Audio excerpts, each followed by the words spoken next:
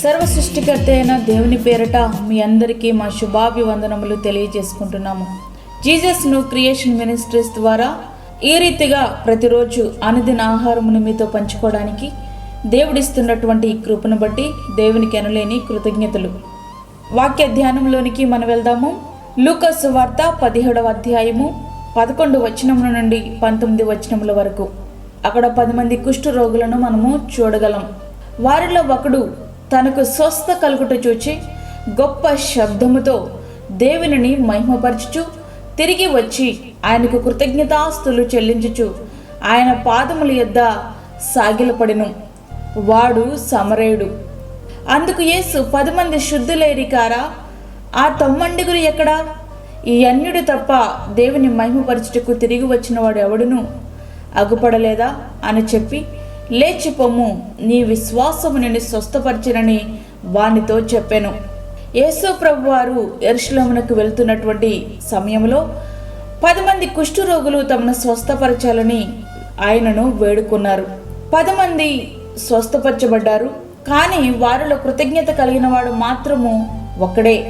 ఆ సందర్భం గురించి తెలియజేసే మాటలివి. కుష్ఠరోగము ఒక చిన్న మచ్చలా మనకి కనిపిస్తుంది. వెంటనే మార్పులేమి చోటు చేసుకోవు. అదొక సమస్యలా మనకు అనిపించదు. రాను రాను ఆ భాగంలో స్పర్శ కోల్పోతుంది. తర్వాత ఆ భాగాన్ని తినివేస్తుంది. చివరకు మరణం వరకు తీసుకుని వెళ్తుంది. పాపము కూడా అంతే. మొదట్లో ఏమీ అనిపించదు, బాగానే ఉన్నాం అనుకుంటాం, అట్లానే ఉంటుంది. చివరకు మరణానికి అప్పగించేస్తుంది. పాపమునకు జీతం మరణం. కుష్ఠరోగము పాపమునకు సాదృశ్యం. కుష్ఠు సోకిన వారు పాళెం వెలుపలే జీవించాలి. వారినెవరు కూడా తాకకూడదు.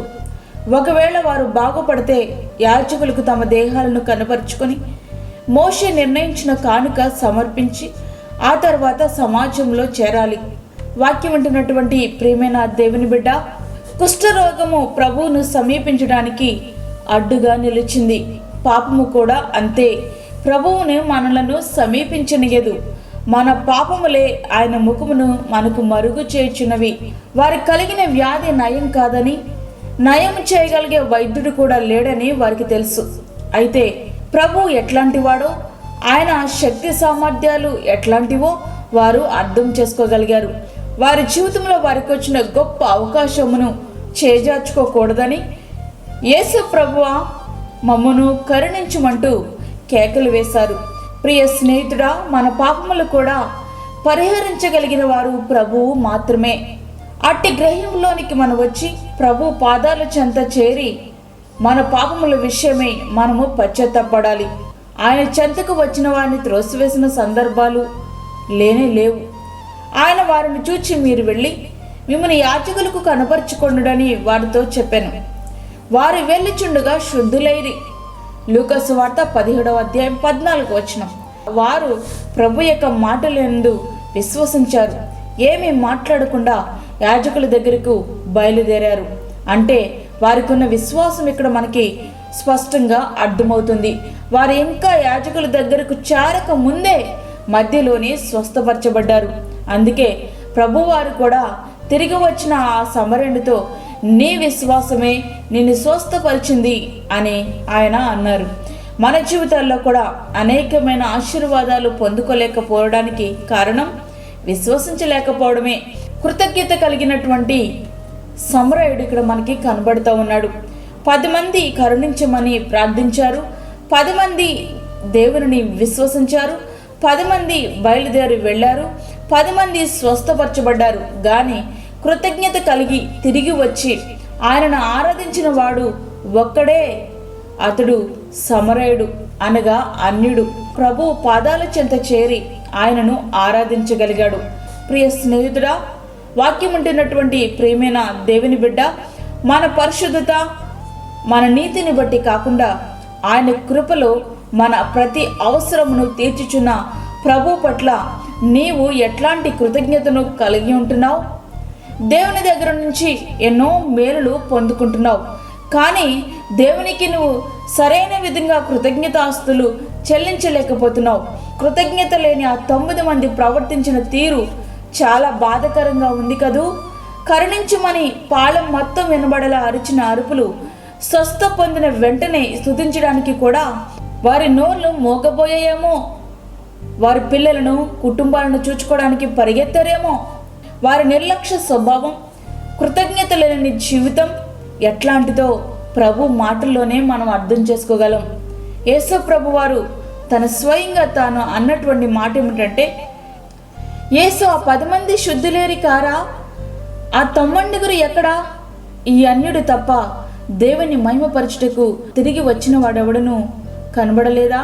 నిజంగా వారు ప్రవర్తించినటువంటి తీరు అత్యంత బాధాకరంగా ఇక్కడ మనకి కనబడతా ఉంది. కృతజ్ఞత లేని ఆ 9 మంది ప్రవర్తించిన తీరు మనకి అసహ్యత పుట్టిస్తుంది. ఇట్లాంటి మనుషులు కూడా ఉంటారా అన్నట్లు అనిపించింది. అవును, ఇంతకీ మన సంగతి ఏంటి?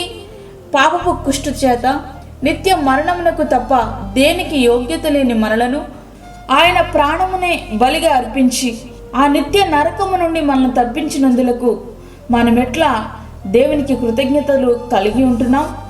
దేవుని దగ్గర నుంచి అనేకమైన మేలులు మనం అనుభవిస్తున్నాం. కానీ దేవునికి కృతజ్ఞత చెల్లించలేనటువంటి వారి వలె మన జీవితాలు ఉంటున్నాయి.